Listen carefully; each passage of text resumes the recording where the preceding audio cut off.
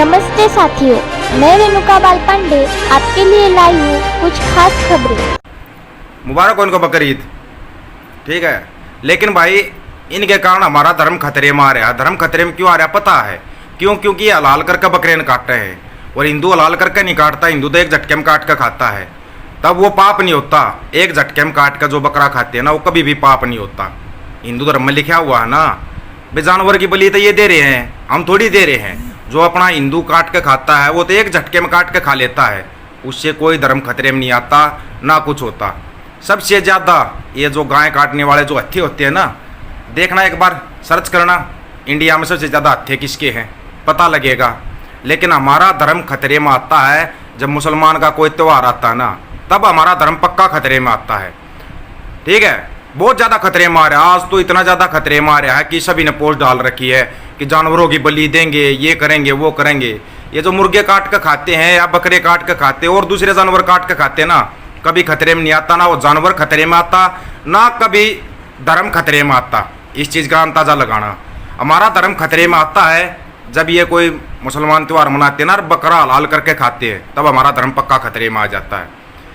इनको भगाना पड़ेगा इस देश से, है ना। नहीं तो फिर कोई अब्दुल कलाम पैदा होगा, गलत हो जाएगा वो तो।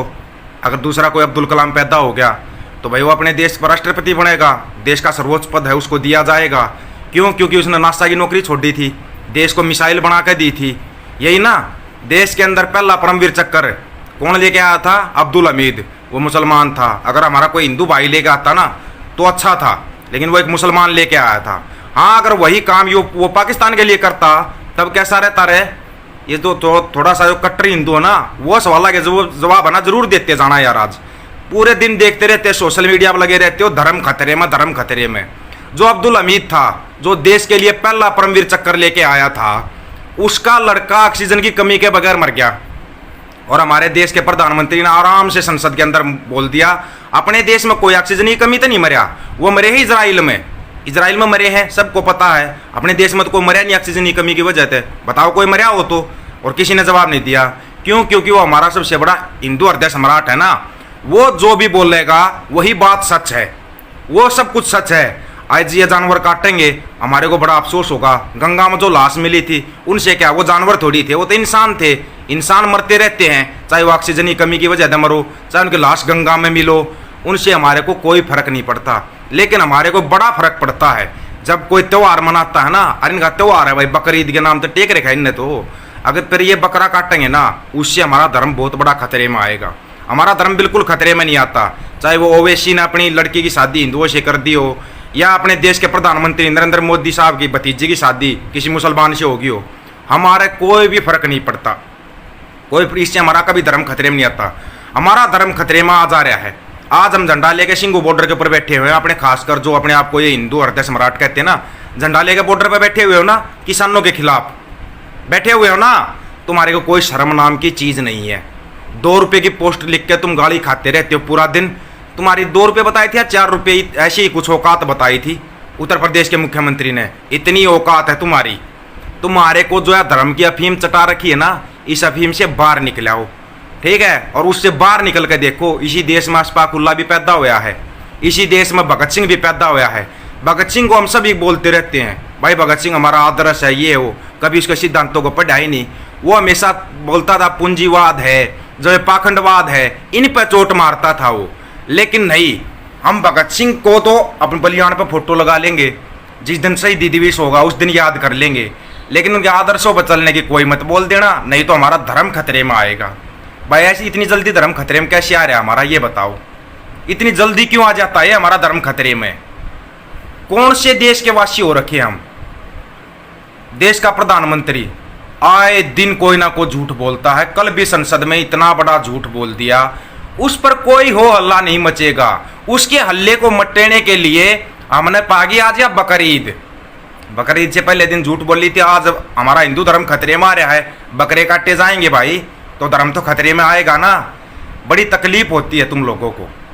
बड़े जानवर प्रेमी हैं हम, बहुत बड़े जानवर प्रेमी हैं हमें। खुद मुर्गा काटेंगे, बकरा काटेंगे, उससे हमारे को कोई फर्क नहीं पड़ता। ये कितनी मीट की दुकान है या कुछ भी है, इनसे हमारे को कोई भी फर्क नहीं पड़ रहा है। क्यों फर्क पड़ेगा? हमारा धर्म तो जब खतरे में आएगा जब कोई दूसरे का त्यौहार आएगा, कोई दूसरे धर्म का आएगा। इस धर्म नाम के है ना, इस कीड़े से बाहर निकल लो दोस्तों। एक बार नहीं, बार बार बताते आए हैं। जब तक तुम्हारे दिमाग में धर्म का कीड़ा रहेगा। चलो एक छोटी सी बात, कोई बड़ी बात नहीं है, जो ये किसान बैठे हैं, मजदूर बैठे हैं, ये किस धर्म के हैं? किस धर्म के हैं ये बता दो। जो ये बॉर्डर के ऊपर बैठे हुए हैं, पिछले 8 महीने से बैठे हैं, ये कौन से धर्म के हैं? हिंदू हैं, मुस्लिम हैं, सिख हैं, ईसाई हैं? कौन सा धर्म है इनका? कभी इनका धर्म पूछा है? नहीं। पर इनके खिलाफ आप झंडे लेके बैठे हुए हैं सिंगू बॉर्डर के ऊपर, तो वो कौन से धर्म के हैं? कौन सा भाई ये धर्म का खेल? आज तक हमारी तो समझ में आया नहीं। जब किसी से पूछते कोई कट्टर धार्मिक हिंदू मिल जाता हमारे को, उससे पूछो भाई हाँ भाई कौन है? हिंदू हूँ। अरे ये हिंदू है के चक्कर, वह फिर के हैं? वह किसान है, मजदूर हैं, जाट हैं, सिख हैं, ईसाई हैं, हिंदू हैं, मुसलमान है, के है वह किसी की समझ में नहीं आती, ना किसी के द्वारा कोई जवाब है उसका। वह सिर्फ किसान है, मजदूर हैं, वो उनका वोट बैंक है। जब उनको वोटा का टाइम आएगा ना, तब इनको हिंदू मुसलमान में कन्वर्ट कर देंगे। अभी तो ये सिर्फ खाली किसान और मजदूर है जो बैठे हुए हैं बॉर्डर के ऊपर, और ना इनकी कोई जाति है, ना इनका कोई धर्म है। ये खाली किसान और मजदूर हैं जो अपनी मांग लेके बैठे हुए हैं, अपनी मांगों को लेके बैठे हुए हैं ना, इसलिए हैं ये सिर्फ। लेकिन जैसे ही वोटों का टाइम आएगा, अभी टाइम आ गया यूपी के अंदर, सबसे बड़ा धर्म का खेल चलता है यूपी के अंदर। इसमें जितने यूपी वाले जुड़े हो रहे ना, चाहे बुरा मानो या भला मानो, सबसे बड़ा धर्म का जो कीड़ा है ना, वो उत्तर प्रदेश के अंदर चलता है। आ गया ओवैसी, 100 सीटा पर चुनाव लड़ेगा, जीतनी उसने एक भी नहीं है। क्यों? उसने तो अपने आकाओं की मदद करनी है, और वो मदद वो करेगा, आराम तक करेगा, और तुम बट जाओगे। बस मुसलमान है, हमारा भाई है, सारे मुसलमान झंडा लेके उसके पास चल देंगे। बताना भाई ओवैसी को राजनीति करते हुए कितने साल हो गए? कितने मुसलमानों का भला कर दिया? कितना का?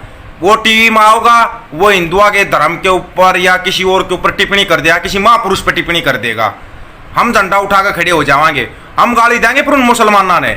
ओवैसी का इलाज कर लो ना भाई। फिर अगर इतनी ज़्यादा बड़े हिंदू हो तो आज तक उस ओवैसी का इलाज क्यों नहीं हुआ तुम्हारे से? ये बताओ।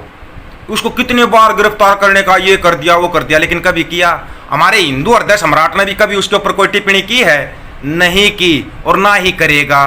क्यों? क्योंकि वो अफीम तो तुम्हारे को चटानी है। वो अफीम तुम चाटे रहो, पूरे दिन उसकी बेहोशी में लेटे रहो और चलते रहो। जो ये लोग तुम्हारे को दिखाते हैं ना, उसी के आधार पर चलते रहो।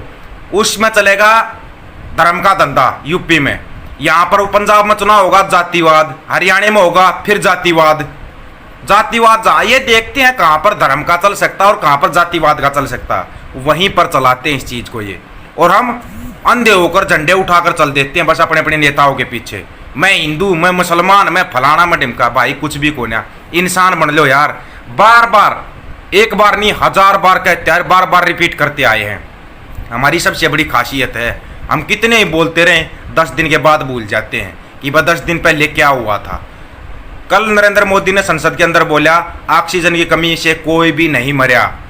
कितने बंदे जो जुड़े हुए हैं, या बाद में कमेंट करके बता देना, तुम्हारे पड़ोस में भी ऑक्सीजन की कमी से मरे होंगे। मेरे गांव में भी मरे ऑक्सीजन की कमी की वजह से।